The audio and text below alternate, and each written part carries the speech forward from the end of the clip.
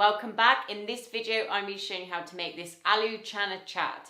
It is one of my most favourite dishes from India, and a friend made it when I went round for dinner, and I could not get enough of the flavours and all the different ingredients, how easy it was to make. It just blew my mind, and I just love this because you can have it cold, make it the day before, have it for your lunch. It's something so different. It's absolutely amazing. I'm not putting any of the steps for this recipe in the description because you need to check out his website. It's bensfood.co.uk.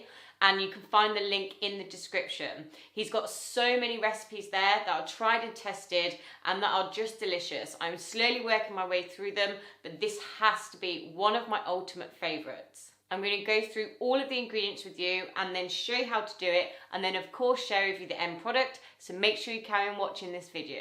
I'm going to be adding 1 green chilli to mine. Now if you don't want to add chilli, then you can just skip this part out. But you want to finely dice this, so I'm just going to prepare that now.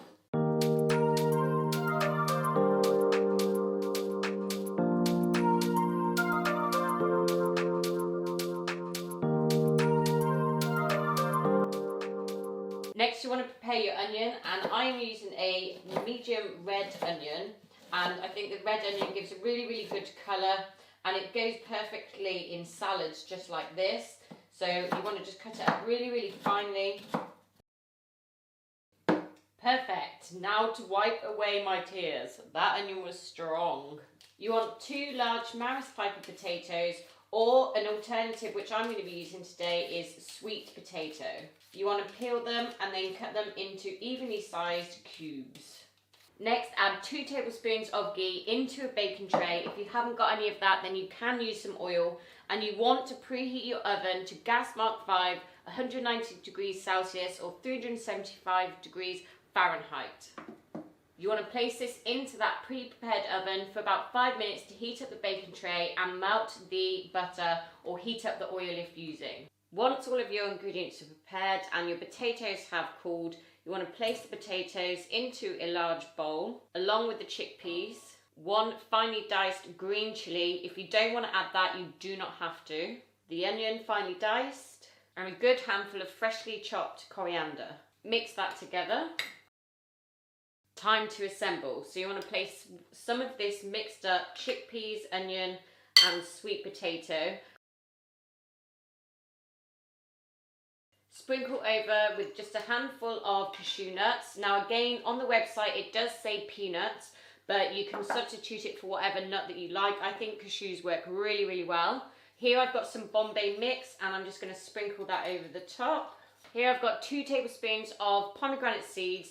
Now I'm going to put half of this again because this recipe does make quite a large amount, and I'm just going to be having this for dinner, and then I'll save some for tomorrow. Next and most importantly is the chaat masala. This is very difficult to get hold of. If you haven't got any Indian cooking shops by you, I live in the middle of nowhere, so it was just really impossible. So you want to just sprinkle over about half a teaspoon. You want to save the rest for the other bits of the mixture.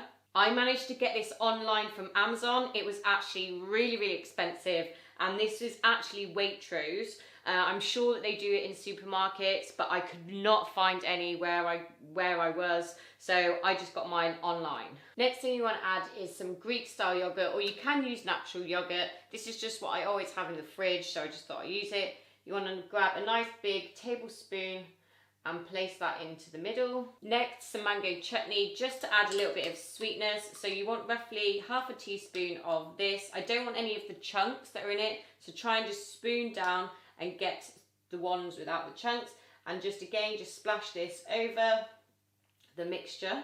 Then you want to get some tamarind paste. Again, this was quite difficult to find, but it's becoming more and more regular to buy in supermarkets. And you want roughly half a teaspoon of this. This just gives a really good savoury, kind of almost sour taste to the dish. It is absolutely delicious and goes perfectly, so don't miss this out. And then I'm going to sprinkle just a few more bits to make it look really good of pomegranate seeds on top. I'm then going to place some coriander leaves on top, just like that.